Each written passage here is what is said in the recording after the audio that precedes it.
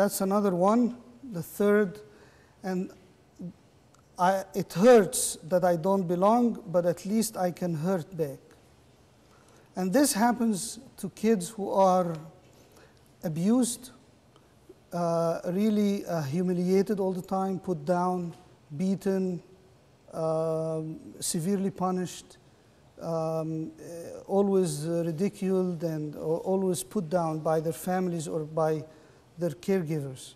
So they feel very hurt inside, extremely hurt.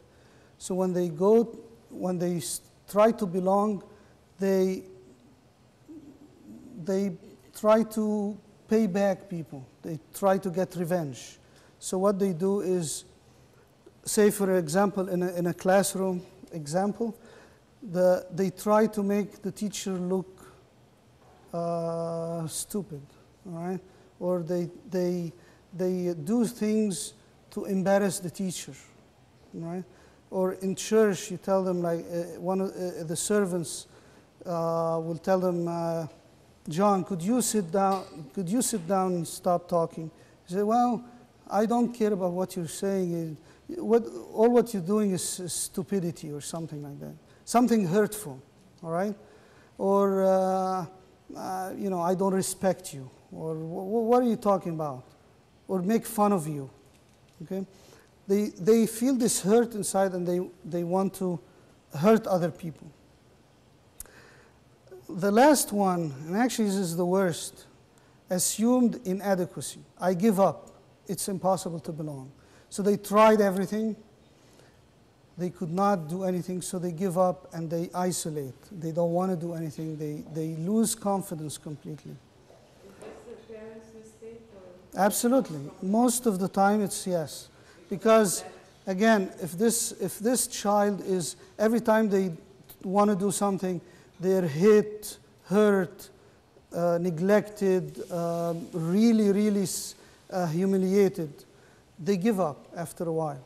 So they try attention, they try power, they try revenge. Nothing works.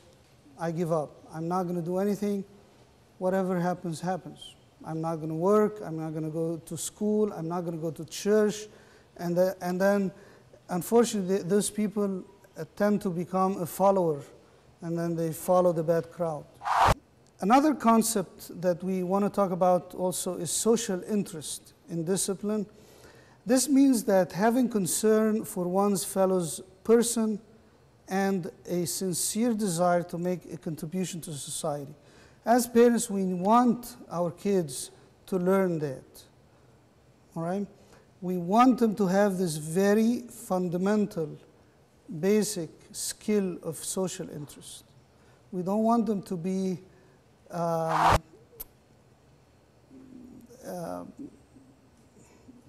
people who don't care about anybody else, okay? And unfortunately, there's a lot of kids nowadays, they don't care much about what happens in society or what happens in my school or my home. I'm into my world. I'm into my game, video games and computer, and mom is sick, dad is doing this, need help with this. They don't care. So, and unfortunately, this is also a problem from parenting, because the culture of parenting now fosters this type of behavior. So it's very, very important to teach them that. What good is it, academic learning, if young people do not learn to become contributing members of society? Unfortunately, a lot of times parents would focus on study, do this, you know. But they never teach them how to be good citizens, or they have the social interest in others, okay? And actually churches, being in church help in this a lot. And it can help the opposite, but if you are in church and if there is a good environment in the church to help them help other people, in service and community service and so on. That is a very valuable skill to learn.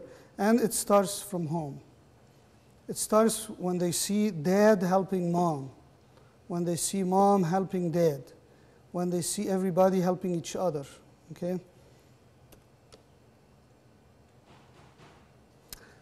One of the advice that we give to people, and we should give them, is that do not do anything for a child that the child can do for themselves or herself, okay? So in order for them to learn, you have to get them to do the stuff. If your child, if you have a 7-year-old or 8-year-old, okay, they can go and get their cereal done or breakfast done, you know, or clean the room. If they can do it, don't do it for them. Or they can wear their clothes. Like if they're 3 or 4, they can put on their clothes. Don't help them.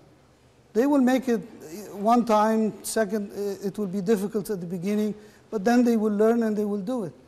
But again, a lot of parents, especially the rescuing parents, they always keep helping and doing stuff for their kids when they can do it. The first step in teaching social interest is to teach self-reliance. Okay? You have to rely on yourself first and not expect everybody to do everything for you. Then you can help others. Okay? Then children will be ready to help others and feel capable when they do that. One of the most important encouragement tools, and put this in your mind and advise everybody, one of the most effective and important encouragement tools is getting your child to succeed in something, to be successful in doing things. Okay? Nothing encourages like success. So if you're from very early on allowing your child to do stuff and succeed, and then you encourage them, just success, you don't even have to tell them any praises or anything like that. Just being able to succeed is the ultimate kind of encouragement. And they become very, very confident in the future. And try it with your kids.